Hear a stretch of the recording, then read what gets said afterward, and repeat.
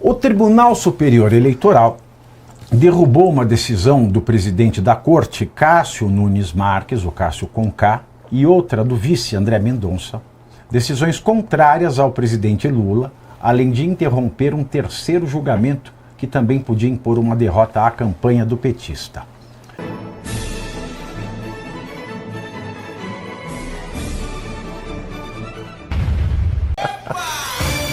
O Tribunal Superior Eleitoral derrubou uma decisão do presidente da Corte, Cássio Nunes Marques, o Cássio com K, e outra do vice André Mendonça, decisões contrárias ao presidente Lula, além de interromper um terceiro julgamento que também podia impor uma derrota à campanha do petista. Nos bastidores, a avaliação é que os resultados das análises das três ações expôs o isolamento dos dois chefes do TSE em relação aos colegas e representa um indício de que Nunes Marques e Mendonça não vão conseguir ditar o ritmo dos trabalhos como os ministros do STF costumam fazer à frente da Corte Eleitoral. Em um dos casos, apenas Mendonça votou para manter a decisão de Cássio, que foi rejeitar o pedido do PT para retirar do ar um vídeo em que Flávio Bolsonaro associava Lula a facções criminosas. Em outro, Mendonça viu os colegas derrubarem sua ordem judicial para que o PT entregasse ao tribunal, a pedido do PL, gravações e documentos relacionados ao 8º Congresso Nacional e ao projeto Porta-Vozes do Lula para verificar, apenas verificar, se houve o uso irregular do fundo partidário. Além disso, a Corte interrompeu o julgamento da decisão individual de Mendonça de determinar ao governo federal que informe os gastos com publicidade entre 2023 e 2026. Ontem, André Mendonça determinou que Lula, o governador da Bahia, Jerônimo Rodrigues, e o PT retirem do ar ou editem os trechos de vídeos publicados no YouTube que registram explícitos pedidos de voto feitos por Lula durante a convenção estadual, realizada no dia 1º de agosto, lá na Bahia. Na ocasião, Lula pediu votos para si e para outros integrantes do PT que disputarão as eleições deste ano. Clara propaganda antecipada. Voltamos para a sua Smart TV. Estamos vivendo a mesma história? Além do STF, agora nós temos um TSE jogando a favor do PT? Ou esse TSE será mais liberal, inclusive com demandas de mesma natureza contra Flávio Bolsonaro, Wellington? Pavi, eu me recordo de quando a primeira decisão foi dada, se não me engano, do Cássio Nunes, e eu havia pontuado que vamos aguardar como a Corte decidirá. E infelizmente, aconteceu aquilo que eu previa. Um racha na Corte, mostrando que a maioria lulista ainda está lá. Principalmente o ministro Floriano Azevedo Marques. Que foi colocado no tribunal por Alexandre de Moraes. Exatamente. E que são amigos de turma, amigos de uma vida toda. Se é que um psicopata como Alexandre de Moraes pode ter amigo. Não é o caso do Floriano Marques, mas ele tem uma dívida de gratidão eterna com o Alexandre. Que, ao que tudo indica, pretende honrar. Aliás, foi ele... Alexandre que recebe Lula na sua casa, né? Sim. E ele foi flagrado, né, em conversa num restaurante com o até então advogado do Daniel Vorkari. Então, é um ministro problemático. Eu digo isso, inclusive, você citou aqui no início a sua questão do WhatsApp. Quando eu atuei... E fala o seguinte, foi por acaso, a gente é amigo, a gente senta assim. Tá errado. Tá errado, isso não pode. Isso é desculpa pro sarrapado. Eu vou dizer um caso para vocês. Aquela juíza do trabalho, aquela louca, que quis me fuder por todos os buracos do meu corpo, e eu entrei com uma ação na corregedoria, a juíza corregedora do trabalho aqui em São Paulo é tão séria que, porque ela é amiga da minha advogada, a doutora Gilda Ferraz Figueiredo, ela declinou da análise e passou para um colega, porque ela não pode decidir nada sendo amiga da minha advogada. Isso é exemplo de juiz. Exato. Ainda há juízes em Berlim, ainda há. Né? É que, infelizmente, os maus se sobressaem, porque o impacto que eles têm, com o poder que eles têm, é muito grande. Né? Então eles acabam se sobressaindo. Mas só ainda pegando esse gancho da composição do TSE, a sua questão envolvendo o WhatsApp, eu atuei numa ação do TSE, ainda lá de 2022, quando eles atuaram para fraudar o debate público e prejudicar as eleições, silenciando vários dos influenciadores e jornalistas de direita. E quando eu pude atuar em defesa de uma jornalista, inclusive, foi uma coisa muito obscura. Eu falei, não é possível que ministros do TSE ajam desta forma. É um declínio moral muito grande. E a composição, pelo jeito, não mudou muito, pelo menos no aspecto da mentalidade. Portanto, eu acho que a gente pode esperar, inclusive, avanços do TSE no que tange ao período eleitoral, em prejuízo do Flávio Bolsonaro e das pessoas que dão suporte ideológico, de ideias, enfim, à campanha do Flávio Bolsonaro. Então eu não tenho nenhuma perspectiva positiva em relação ao TSE. Já teve, até recentemente, a plataforma X publicou, né, publicou uma relação de perfis, e aí eram vários perfis, tá? Inclusive de esquerda a direita. Mas por determinação de uma resolução da corte, né, do TSE, para que aqueles perfis não fossem recomendados pela plataforma X. Então vejam, por que o TSE tem que ter esse caráter intrusivo no debate público?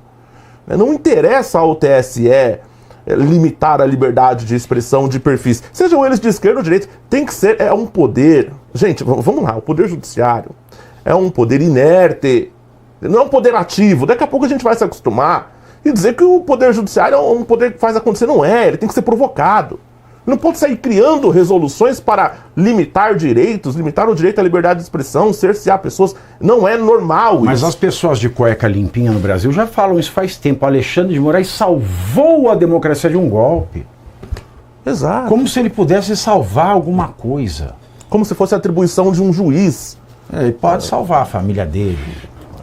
Então enfim, a gente toca aqui nesses assuntos, mas é tão rotineiro que daqui a pouco as pessoas vão começar a se acostumar com esse poder judiciário ativo. Não é normal e sim, esperem mais avanços contra o Flávio Bolsonaro.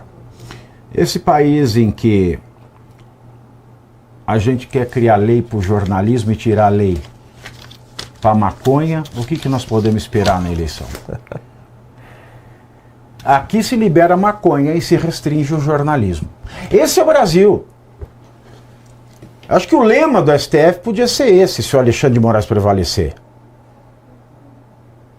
Menos jornalismo, mais maconha. É só maconhado mesmo para você aguentar esse país. É difícil, Pavinato. Inclusive, vale lembrar, semana passada teve aquele pedido do Partido dos Trabalhadores para ter um recálculo do repasse do fundo eleitoral. E aí o ministro Cássio Nunes Marques votou contra. Aí uma ministra, né, a Estela Aranha, indicada pelo PT, pelo Lula, para compor o Tribunal Superior Eleitoral, pediu vistas. Com isso... Botaram a Aranha para brigar? Foi isso que você disse? Olha o horário. Bom, tem hora para pôr? Não, nem tem crianças na sala aí. Aliás, deixa eu mandar um beijo aqui, ó, para Fernanda Tessarolo e para o Bento. Um beijo enorme para vocês. A Estela Aranha, indicada pelo Lula, ela pediu vistas. A Estela Aranha subiu pela parede, veio a chuva forte. E aí ela, ao pedir vistas, ficou suspenso o repasse do fundo eleitoral. Mas ela subiu pela parede de costas, assim, que nem a menina do exército. E aí ela, ao pedir vistas, ficou suspenso o repasse do fundo eleitoral. Com isso, quem ficou beneficiado? É óbvio, o Partido dos Trabalhadores até o início da campanha eleitoral. Né? Foi na semana passada, a campanha eleitoral se iniciou no domingo. Enquanto não ficar, tá subjúdice a questão, então não dá para analisar. Daí dá para você ter um parâmetro de como seria a condução, ou como será a condução nestas eleições da Justiça Eleitoral, especialmente na composição do Tribunal Superior Eleitoral. né? Parece que, tecnicamente, o ministro Cássio Nunes Marques está tendo decisões técnicas conformidade à lei, porém a gente tem, vamos dizer, esses tropeços, não por culpa dele diretamente, mas por composição da corte, né, eleitoral. É difícil você crer que será uma eleição tranquila. Eu tô falando tranquila ou legítima? Porque a última foi ilegítima. Mas eu tô tentando ser de uma Você forma... está escolhendo as palavras. Para ser mais polido. Eu deveria fazer isso também. Minha mãe fala para eu fazer isso. Nós tivemos, sem querer atravessar, mas nós tivemos agora uma decisão do TSE determinando a remoção de um vídeo em que o Pavanato chama a Erika Hilton de travesti. Só que a Erika Hilton se denomina travesti, abertamente. E já mandaram remover o vídeo do menino. Então, eu já vejo aí uma interferência sem motivo, total, sabe? De forma a não justificar juridicamente uma interferência desse nível. Então, o que a gente vai esperar? Né? Eu tô vendo as pessoas fazendo campanha do jeito que o Eduardo tá fazendo aqui, pisando em ovos. Como que você comunica para o seu eleitor as suas ideias? Você tem que ficar medindo palavras, porque amanhã vem o TSE, derruba teu vídeo, acaba a tua campanha, te acusa de abuso dos meios de comunicação. Então tá todo mundo meio... Por isso essas campanhas, eu não sei querer atravessar demais aqui. Não, sem problema. Por isso essas campanhas xoxas que a gente viu na saída no domingo. Xoxas, capengas. Porque tá todo mundo com medo de dizer aquilo que realmente pensa. Então tá todo mundo assim, um clima festeiro, bota um funkzinho, um sertanejo, coisas que nem tem identidade com a direita, porque o TSE tá causando esse temor.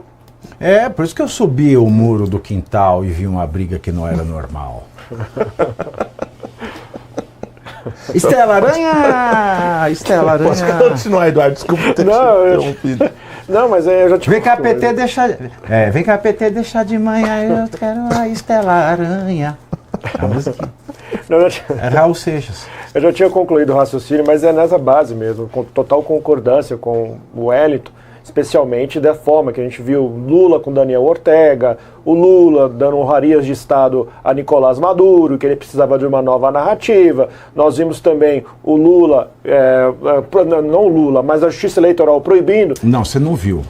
Foi uma sensação. Uma sensação. Uma sensação. Então foi proibido vincular o discurso do Bolsonaro defendendo os cristãos na ONU, foi proibido em 2022, então é esse histórico que nós temos da Justiça Eleitoral para vamos falar que é sensação.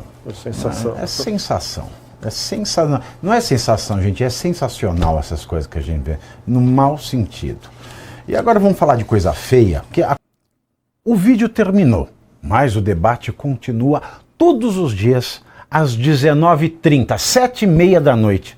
Eu estou ao vivo no canal do Metrópolis, no YouTube, analisando os principais acontecimentos da política brasileira com análise afiada, clareza e, espero eu, bom humor. Quer acompanhar ao vivo? Te espero no Pavinato 7h30 no canal do Metrópolis.